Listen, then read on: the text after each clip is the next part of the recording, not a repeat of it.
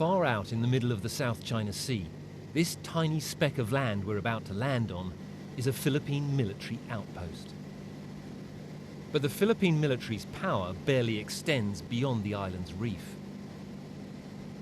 Less than a mile away, anchored on another reef, these boats we can see here are Chinese poachers. You can see smaller boats out on the reef, and behind them long yellow plumes of sandy debris. We've come here to investigate reports that under the protection of the Chinese Navy, poachers are plundering the reefs out here.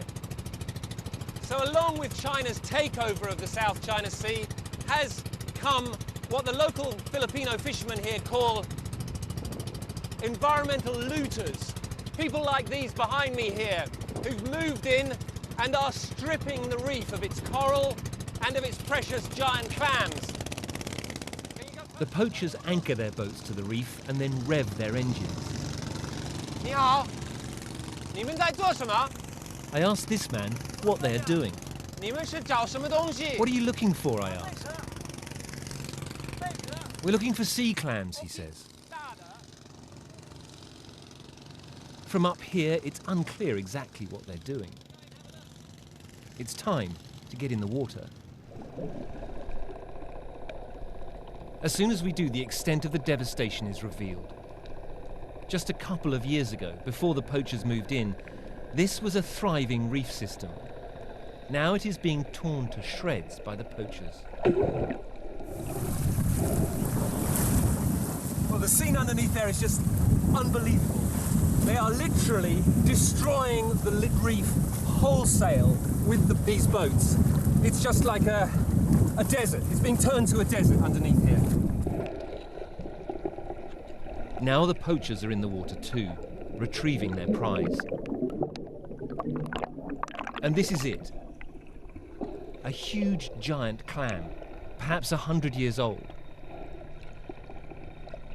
They gather them in a pile on the sea floor, ready to be hoisted onto their boats.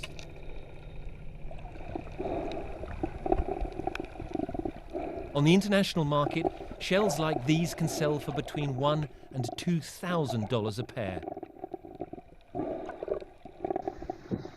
Last year on a reef close to here, Philippine police caught Chinese poachers with 500 giant sea turtles on board their boat. These animals are critically endangered and protected under UN convention. Beijing demanded Manila release the poachers, saying the Philippines has severely violated China's sovereignty by illegally detaining Chinese fishing vessels and fishermen in waters off China's Nansha Islands. The characters on the stern of these Chinese fishing boats shows they come from the same port as the turtle poachers, Tanmen on China's Hainan Island. The crew shows no fear of us filming. They know no one is going to come and stop them. Rupert Wingfield-Hayes, BBC News, in the South China Sea.